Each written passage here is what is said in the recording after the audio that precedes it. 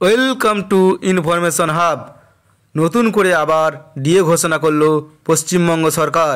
আজ বিধানসভায় বাজেট অধিবেশনে ভোটের আগে নতুন করে ডিএ ঘোষণা করল অর্থমন্ত্রী চন্দ্রিমা ভট্টাচার্য।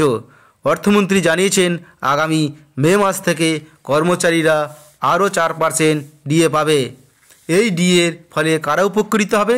এই ডিএর ফলে পশ্চিমবঙ্গের কর্মচারী এবং পেনশনাররা উপকৃত হবে।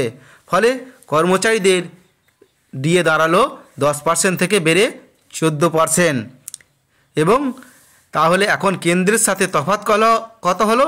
এখন কেন্দ্রের সাথে যে পশ্চিমবঙ্গ সরকারের কর্মচারীদের তফাৎ হলো 32%। ভিডিওটি বেশি বেশি করে শেয়ার করে সকলকে জানিয়ে দিন। ভিডিও ভালো লাগলে লাইক করবেন এবং পরবর্তীতে এই ধরনের আপডেট পাওয়ার জন্য আমার চ্যানেলটি সাবস্ক্রাইব করে রাখুন। ধন্যবাদ।